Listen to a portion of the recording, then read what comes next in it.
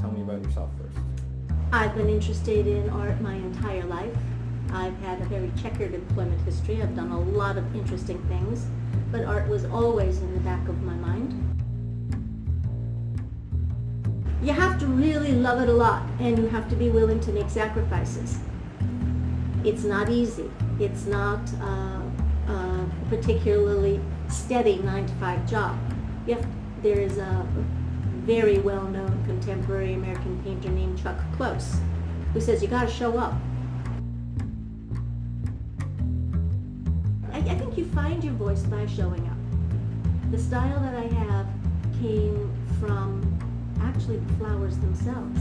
When I used to do landscape, it was all pretty natural. The colors were natural. The scene was what you would expect. When I started dealing with the flowers, they're irregular shapes. They're regular yet irregular shapes, and they're interesting colors, and the way you can put them together to make either a harmonious or a discordant display dictated the style. If you think about it, flowers are a very big part of everyone's life. We use them to celebrate weddings, birthdays, anniversaries, graduations, accomplishments of all kinds. We use them to mourn. We have them at funerals. We use them to enhance our lives. And this is across cultures, wherever you go. Learn how to see more deeply. Look for those patterns, the hidden patterns, the obvious patterns. The more you look, the more you see. And that definitely helps you be a better painter. You will see shapes better, you will see color better, you will get a sense of what makes a better painting. Even if you want to work abstractly or non-objectively, you will be a better abstract painter or a better non-objective painter if you understand how form is made, how light affects different shapes. If you go that route without taking the time to get the basics under your belt, your paintings aren't going to be as wonderful as they could be. When I was very young, I didn't understand Jackson Pollock.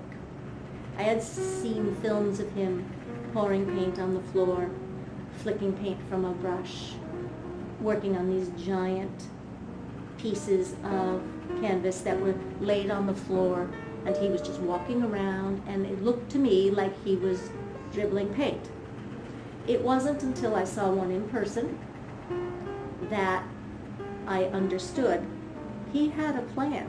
He wasn't just arbitrarily spilling paint like the chimpanzees or the elephants, because he created, with that non-objective use of paint, something that was so deep you felt like you were falling into it. There was a depth of field that was almost miraculous to me, because he knew how to layer the paint. He knew how to do the color fibration. It wasn't an accident. It wasn't willy-nilly. It was studied and careful. The end result looked like a big explosion, but I promise you, he agonized over those paintings, and they are remarkable. So when I was young and inexperienced, I kind of dismissed it because it didn't look like anything real, anything that I was familiar with. It didn't look like a person, it didn't look like a house or a tree or a river or a bouquet of flowers or a bowl of fruit. And as a child, that's what I thought of as art. I thought the art was the magic of taking a two-dimensional surface and creating the illusion of a three-dimensional object. That to me was what art was. As I got older, I realized and learned that it's much more than that. Embrace small things again, things that are well done, things that are well crafted, things that tell a story, things that evoke an emotion, things that bring peace, things that bring joy, things that bring comfort. These are all the reasons why I paint, and I would like to see the paintings be able to reach an audience and impart those desires and those feelings to a wider audience. That would be my goal.